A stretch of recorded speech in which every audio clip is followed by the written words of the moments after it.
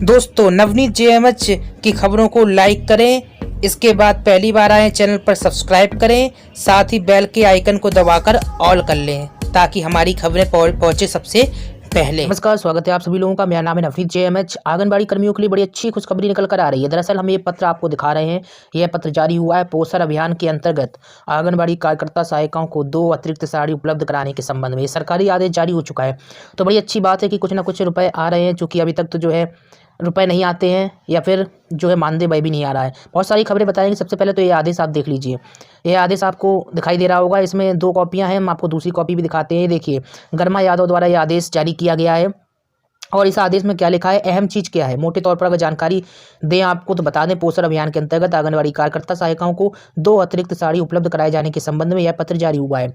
और कुछ इसमें लिखा हुआ है, नंबर पॉइंट दिए हुए, वो भी जानना जरूरी है। धनराशि का व्यय केवल प्रश्नगत योजना पर ही खर्च होगा, वही रटाया जो है सब कुछ लिखा हुआ है यहाँ पर। आपको सबसे ज़्यादा अहम बात यह है कि कितना धन जारी हुआ है।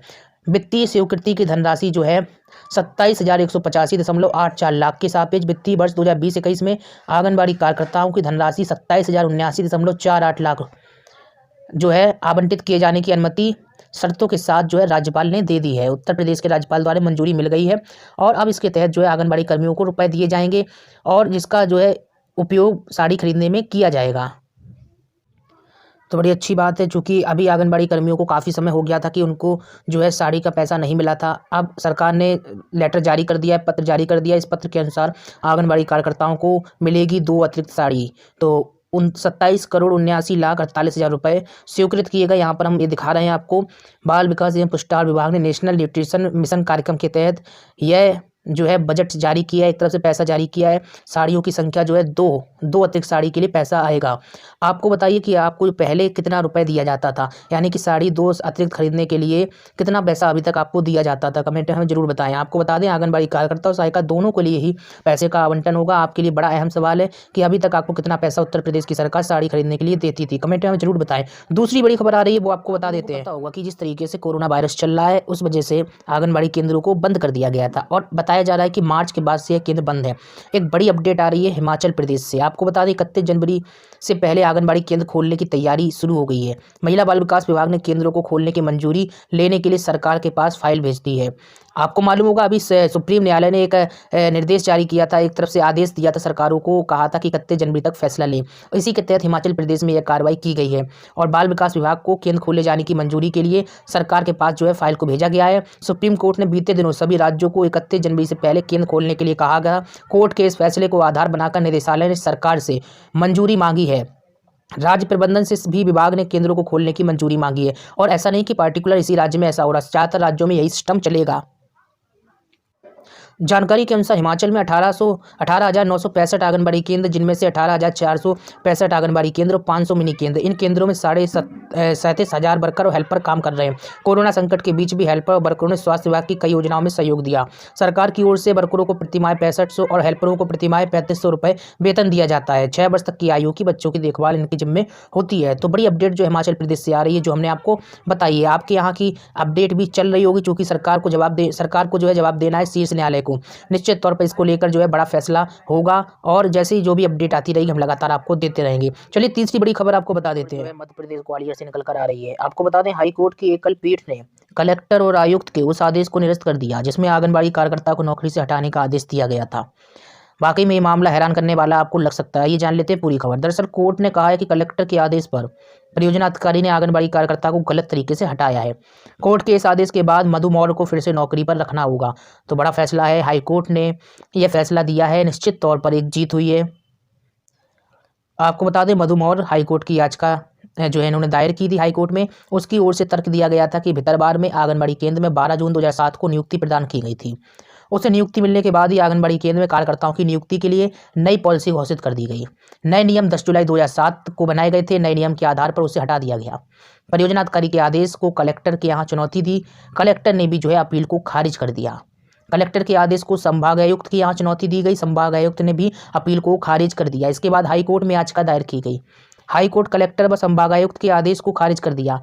फिर मधु को जो है फिर से जो है नौकरी में रखने का आदेश कोर्ट ने दिया है। तो एक बड़ी जीत जो है हाईकोर्ट की ओर से मधु को प्राप्त हुई है निश्चित तौर पर। अगर आपके साथ भी लगता है कि अन्याय हो रहा है तो कोर्ट की शरण ले सकते हैं आप। अगर आपके मन में कोई सवाल है तो हमसे पूछिए जरूर। उत्तर प्रदेश के इटावा से बड़ी खबर निकल कर आ रही है। यहाँ पर 40 आंगनबाड़ी केंद्रों को मॉडल बनाया जाएगा और इसकी तैयारियां शुरू कर दी गई हैं। ग्राम पंचायत निधि से 2 लाख रुपए का खर्चा होगा प्रत्येक आंगनबाड़ी केंद्र में। यानी कि समझिए, जब मॉडल आंगनबाड़ी केंद्र बनाए जाएंगे तो 2 लाख रुपए इनको मिलते हैं मॉडल बनाने के लिए। इटावा में 1470 आंगनबाड़ी केंद्र बताए जा रहे हैं। प्रत्येक ब्लॉक के 5 आंगनबाड़ी केंद्रों की दशा पहले चरण में सुधारी जाएगी। इसके बाद दूसरे चरण में अन्य आंगनबाड़ी केंद्रों को लिया जाएगा। यह जानकारी मुख्य विकास अधिकारी राजा गणपति की ओर से दी गई है और उन्होंने बताया है कि आंगनबाड़ी केंद्र में बच्चों को अच्छा माहौल देने के लिए यह कदम उठाया गया है।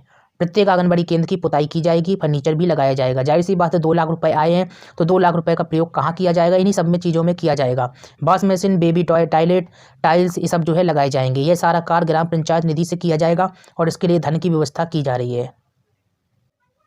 आपको बता दें, सभी आंगनबाड़ी केंद्रों का जीर्णोद्धार 2020-21 से पूरा कर लिया जाएगा।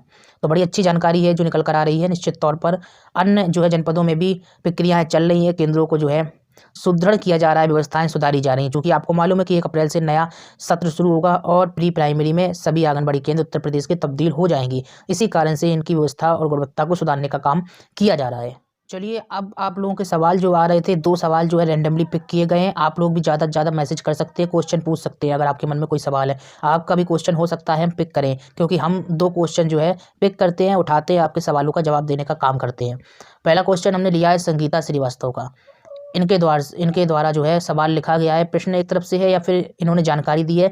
इन्होंने बताया कि सीतापुर के महमूदाबाद ब्लॉक में एक बार गेहूँ चावल और एक बार दाल दिया गया, जिसमें गेहूँ चावल कम दिया गया, दूध घी नहीं आया। और निश्चित तौर पे ये जानकारी है सीतापुर ब्लॉक के, महमूदाबाद ब्लॉक के जो है यहाँ पर पड़ता है सीतापुर में।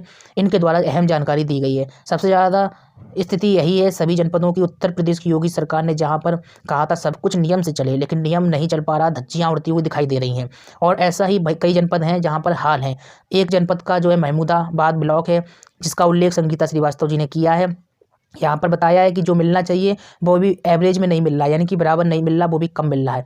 बहुत ही बुरी हालत है। यानी कि अस्थायी तौर पर जो व्यवस्था चल रही है उसमें भी हीला हवाली देखने को मिल रही है। आपको बता दें, पंजीरी का सिस्टम क्यों बंद किया गया, क्यों कंपनी के हाथों से जो है टेंडर छीने गए? इसीलिए छीने गए ताकि भ्रष्टाचार पर रोक लगे। लेकिन अब कम सामग्री दी जा रही है तो भ्रष्टाचार कहाँ हो रहा है, ये बड़ा सवाल है निश्चित तौर पर।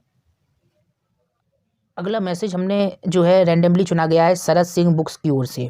इनका कहना है कि देखिए, एक बजट जो है, बजट की खबर पेश की गई थी जिसमें आपको बता दें योगी सरकार का अंतिम बजट है।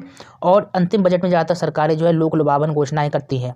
घोषणा इसलिए की जाती हैं ताकि दोबारा वह सत्ता में आ सके। अगर चुनाव हो तो चुनाव में जो है लोगों को याद रहे कि सरकार ने क्या किया, क्या वादे किए। और इसी कारण से जो अंतिम वर्ष होता है वह निर्णायक वर्ष होता है और सभी सरकारें जो है 4 साल लगभग जो है काम एवरेज में करती है। लेकिन जो 1 साल बचा होता है उसमें विभिन्न प्रकार की घोषणाएं होती है। इसीलिए कयास लगाए जा रहे हैं कि फरवरी में जो बजट पेश होगा उसमें योगी सरकार अच्छी अच्छी घोषणाएं कर सकती है।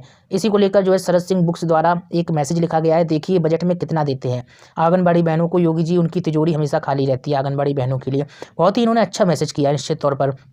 आपको बता दें, मैसेज बिल्कुल सटीक है इनका, क्योंकि हर बार जो है आशा आंगनबाड़ी कर्मी लगाए रहते हैं लेकिन हमेशा उन्हें निराशा ही हाथ लगती है।